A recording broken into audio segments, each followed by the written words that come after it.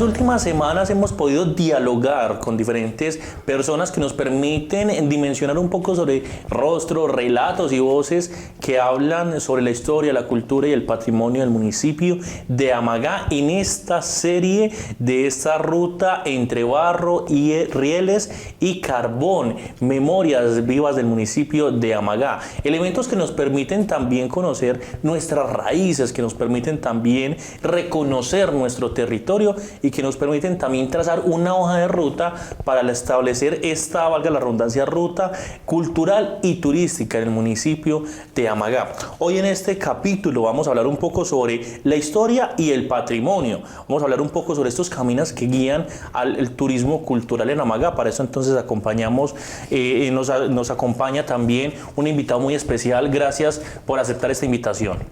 No, muy complacido de estar pues nuevamente en Amagá, pues es la oportunidad de volver a hacer, digamos, una reflexión, pero también de sentir el calor, tanto de su clima, su gente, porque eso da cuenta de que hay una identidad y un sentido de pertenencia por el territorio muy importante. Partamos de ahí, identidad.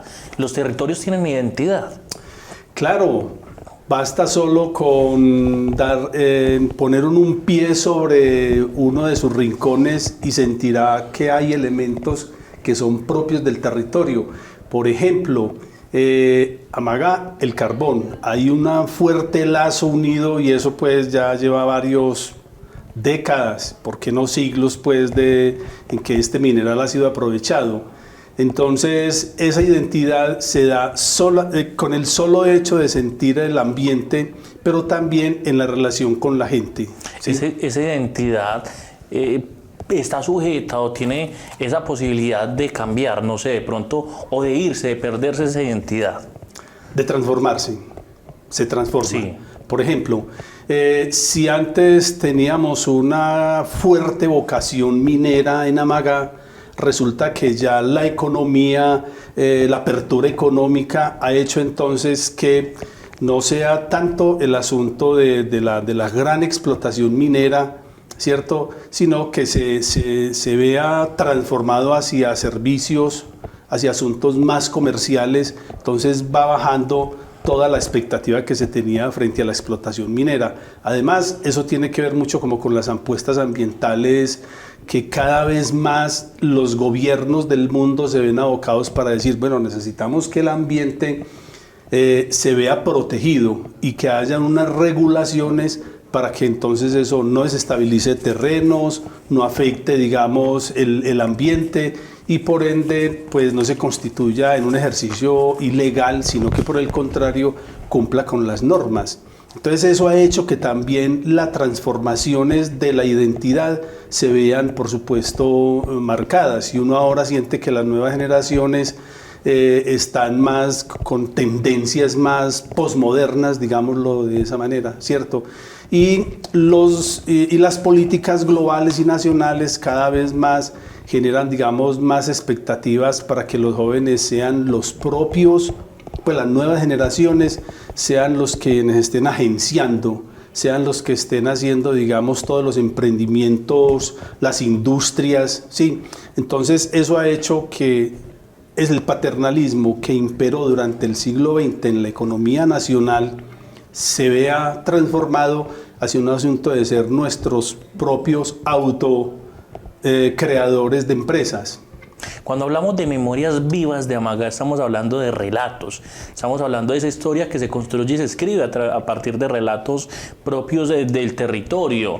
Esas historias de nuestras abuelas, de nuestros antepasados o de nuestros mayores también nos permiten seguir escribiendo esa historia en el territorio. Cuando hablamos también sobre historia local, historia de Amagá, historia del territorio, es hablar también sobre el patrimonio, tanto material como inmaterial, que está en diferentes sectores y que aportan también a la identidad que hablábamos al inicio, de esa identidad que se puede transformar también a partir de diferentes elementos como nos los compartías, pero hablemos un poco de esas claves que nos permiten también construir a partir de esos elementos un turismo con sentido cultural, con real sentido de la apropiación del territorio. Claro, ahí hay yo creo que hay un elemento que me parece clave con el asunto del patrimonio del turismo cultural, ¿cierto? Es que resignificar un poco también lo que tiene que ver con el tema del patrimonio cultural, sí, y no esperar las grandes obras, no esperar que haya una declaratoria, sino que a mí me parece que tenemos que volver sobre los valores fundamentales en los que se ha afianzado la identidad y el sentido de pertenencia por el territorio. Me explico. Volver es sobre el valor histórico que tanto los bienes muebles como por ejemplo la iglesia, pues el frontis, el parque mismo de Amagá se constituye en un referente. Volver sobre esos elementos del patrimonio mueble, como por ejemplo las obras de arte, las esculturas, esos elementos que están instalados no solo en los parques principales, sino que hablo por ejemplo de ferrería. Hay elementos que a mí me parecen supremamente significativos y que hacen parte de una arquitectura industrial que se desarrolló desde el siglo XIX y que hoy se mantiene, ¿sí? Entonces creo que hacer énfasis en elementos que no solo están declarados, sino que la comunidad ha venido incorporando y ha venido haciendo práctica a lo largo del tiempo, nos permite entonces entender que no está puesto sobre lo construido, lo visiblemente apreciable, sino aquello que se mantiene en tradición, como por ejemplo los mitos, como por ejemplo las tradiciones culinarias. Cuando eso está afianzado en una comunidad, las oportunidades de que el turismo se constituya en un elemento fuerte, ¿cierto? Se tornará entonces en un elemento de referente para que los visitantes, tanto los locales como los extranjeros, puedan decir, vamos a probar las hojaldras de Amagá, por ejemplo. Vamos a probar lo que se hace y lo que se elabora en los trapiches. Vamos a conocer de cerca las artesanías. Entonces ahí hay que hacer un elemento, primero, formativo. 2, de difusión. Es decir, una estrategia de mercadeo que permita tanto a los propios que viven en Amagá como a los visitantes tener unos referentes con los cuales ellos digan, quiero ir a conocer la ferrería, la estación Minas, Nicanor, porque ahí voy a encontrar una tradición alfarera, por ejemplo, voy a encontrar elementos de la alimentación, de la culinaria, propios que se han venido gestando a lo largo de los años y de los siglos, y qué rico saborearlos, además de conocer pues más de cerca lo que tiene que ver con el asunto de propiamente lo que es ingresar a una mina o a un socavón, o ingresar por ejemplo a uno de los túneles que todavía se mantienen. Entonces creo que ahí es importante volver sobre el patrimonio cultural tradicional, el que las comunidades han venido desarrollando, aquellos también que se han declarado como por ejemplo las estaciones del ferrocarril, ¿cierto? Para hacer de eso como un eslabón, un encadenamiento que permita diferenciar que entre Minas, entre Nicanor, el parque principal, la ferrería, hay unos elementos identitarios, pero que también marcan énfasis en la producción alfarera, en la producción de alimentos, ¿sí? O de manifestaciones, la fiesta del sancocho, etcétera. Cada uno va marcando como un énfasis, y cuando uno tiene ya construido el mapa, ¿cierto?, que le permite a uno establecer que aquí vamos a colocar convenciones sobre minas, aquí vamos a convenciones gastronómicas, aquí convenciones alfareras, etcétera, tendremos entonces posibilidad de tener un espectro mucho más claro para poder, digamos, tener una oferta cultural, una oferta de turismo lo suficientemente atractivo, y que eso sobre todo genere también economía para un desarrollo sostenible local y de las comunidades que se vean beneficiadas del mismo.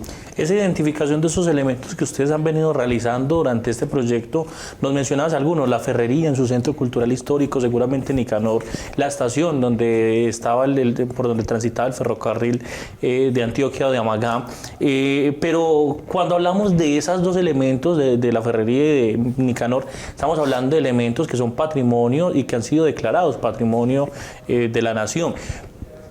Surge la cuestión y cuestionarnos a nosotros mismos, y es, para garantizar y para preservar el patrimonio, para preservar estos elementos, es necesario que sean declarados, o la comunidad está llamada a ese sentido de apropiación para su cuidado y protección.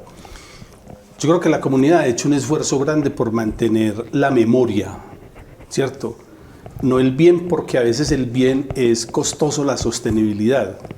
Eso debe ir en doble vía. Una, la responsabilidad por parte del Estado, con planes de manejo. Por ejemplo, la ferrería es un bien patrimonio inmueble que requiere de un plan de manejo, ¿cierto? Lo que se llama un plan especial de manejo patrimonial, un PEMP, ¿cierto? Porque ahí es donde están, digamos, los elementos que la caracterizan, y también decir, bueno, entonces en cada gobierno que llegue le va, además del presupuesto que pueda transferir la nación, ¿cierto? Está el que cada cuatrienio los gobernantes pues sepan que en su plan de desarrollo deben, digamos, enfocar también y perfilar un presupuesto para la sostenibilidad, ¿sí? Entonces, eso es en doble vía. Si bien se encuentran declaradas, también las comunidades, que es un elemento importante en la medida en que visibiliza, valora, reconoce, promueve un bien. Y las comunidades, a mi modo de ver, cuando hicimos los talleres con ellos, lo que uno identifica es que tienen un registro de memoria de dicho bien, que está expresado no solo en lo material, sino en las emociones, en las sensaciones que produce vivir cerca, tener un referente como es, por ejemplo, la ferrería, como es, por ejemplo, un túnel, como es, por ejemplo, un socavón que se constituye en una opción de museo, que es muy importante también. Entonces, fíjate que la comunidad le van buscando el combo al palo, pues, para decir, bueno, y entonces, ¿qué puedo hacer yo con un bien que tengo, como por ejemplo el Museo de la Mina de Carbón, que me parece que es una opción que le permite a quien lo tenga, pues, generar, digamos, una promoción de un bien patrimonial, pero también generar una economía para la sostenibilidad y el mantenimiento de dicho espacio. Este circuito es muy amplio, es grande. Estamos hablando de barro, estamos hablando de hierro y estamos hablando de carbón. Mezcla tres elementos que pueden ser diferentes, pero se pueden entrelazar entre ellos mismos en su actividad económica, en su actividad productiva, pero también en su actividad social y del territorio.